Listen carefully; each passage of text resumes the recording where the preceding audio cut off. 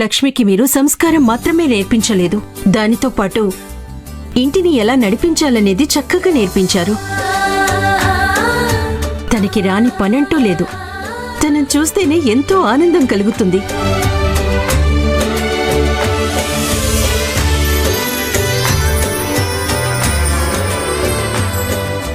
అవునదినా, ఇక వంట గురించైతే చెప్పనక్కర్లేదు. మీ అందరికీ తెలుసు కదా, తను నిజంగా ఎంత రుచిగా వంట చేస్తుందో. ఏమంటావు వదినా? అవునవును, నేను పూర్తిగా టేస్ట్ చేయలేదు, కానీ తను చేసిన 2-3 ఐటమ్స్ టేస్ట్ చేశాను. తనేం చేసినా అద్భుతంగా చేస్తుంది. తన చేతి మహిమ అలాంటిది. నిజానికి నేనే రోజు తన చేయి పట్టుకుని నేర్పించలేదండి. తనే ఎంతో కష్టపడి అన్నీ నేర్చుకుంది. అంతే కదా, నేర్చుకోవాలనుకున్న పట్టుదల ఉంటే ఎంత కష్టమైనా నేర్చుకోగలం. లేదంటే వేరే ఎవరూ చేసిన దానికి తమ పేరు చెప్పుకునే బ్యాడ్ హ్యాబిట్స్ వస్తాయి. మొన్న ఏదో సీరియల్లో చూశాను. హోటల్ నుండి తెప్పించి అందరికీ వడ్డించి తనే వంట చేసినట్టు బిల్డప్పిచ్చింది. అది చూసి నేను షాక్ అయ్యాను. ఈ కాలం పిల్లలు అలాగే తయారయ్యారు. అన్నీ బయట తీసుకురావటం, తామే వండినట్టు బోర్డు తగిలించుకోవడం నేర్చుకున్నారు. మా లక్ష్మి అలా కాదు. వంటలో వేసే మసాలా కూడా తానే తయారు చేసుకుని వంటలో వేస్తుంది. నీకింత శ్రమెందుకమ్మా, రెడీమేడ్గా ఉంటాయని చెప్తే మనం తయారు చేసే మసాలా కన్నా ప్యాకెట్ మసాలాలో టేస్ట్ ఎక్కడిది అని చెప్తుంది. తనకెంత కష్టమైనా పర్లేదు, పని మాత్రం పర్ఫెక్ట్గా రావాలని కోరుకుంటుంది. ఇంకా ఇలా చేసేవారున్నారంటే నిజంగా చాలా సంతోషం. కానీ నా కోడలు మాత్రం రెడీమేడే ఎక్కువగా వాడుతుంది. నేను తనకి ఇలా చెయ్యాలి అలా చెయ్యాలని కండిషన్స్ ఏమీ పెట్టను. తను కూడా జెన్యూన్గా నాతో చెప్పి రెడీమేడే యూజ్ చేస్తుంది. అదే మంచిదే సునందా. ఆఖరికి ఉన్నది ఉన్నట్టుగానే చెప్పి వంట చేస్తుంది. ఇంకొంతమంది ఫుడ్ ఆర్డర్ పెట్టుకుని తనే వంట చేసినట్టు చెప్పుకుంటారు. అలాంటి వాళ్ళని చూస్తే నాకు కంపరంగా ఉంటుంది.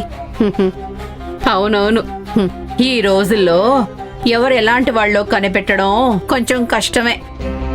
ప్రత్యక్షంగా మన కళ్ళతో మనం చూస్తే తప్ప మనకు అర్థం కాదు. నిజమే భద్రావతి, నీకు గుర్తుందో లేదో, ఫస్ట్ టైం నేను ఇంట్లో పులిహోర తిని ఎంతో అద్భుతంగా ఉందని చెప్పాను. ఆ రోజు త్రిపుర వండిందా అని అడిగితే కొంచెం తడబడుతూనే వండాను అని చెప్పింది. తను కూడా ఇంత బ్రహ్మాండంగా వండుతుందా అనుకున్నాను.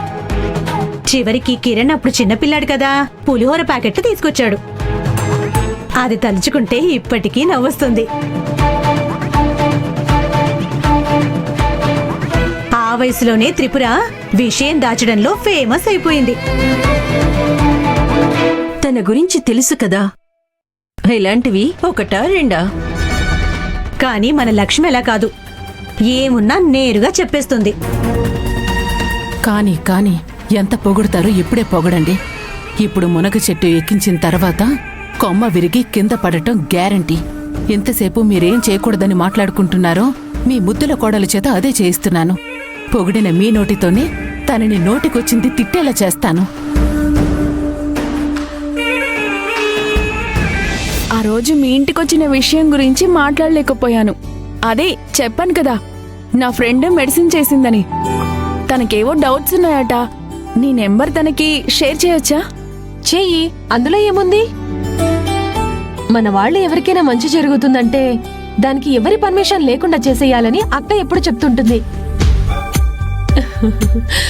మీరిక్కడేం చేస్తున్నారు? కింద పెద్దవాళ్ళ బోరింగ్ కాన్వర్సేషన్ నడుస్తుంది. మేమక్కడ ఉండలేకపోయాం, అందుకే ఇక్కడే మనం ఏదైనా గేమ్ ఆడదాం. ఏమంటావు కిరణ్ మామయ్య? నువ్వు చెప్పిన దానికి నేను సరే అంటాను.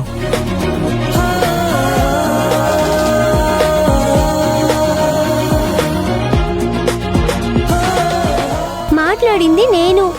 నువ్వేంటి నిఖిలత్తేని చూస్తూ మాట్లాడుతున్నావు? ఇటు చూసి మాట్లాడు మామయ్య. సరే, ఇప్పుడు చెప్పు, ఏ గేమ్ ఆడదాం? అందరం కలిసి క్యారమ్ ఆడదామా?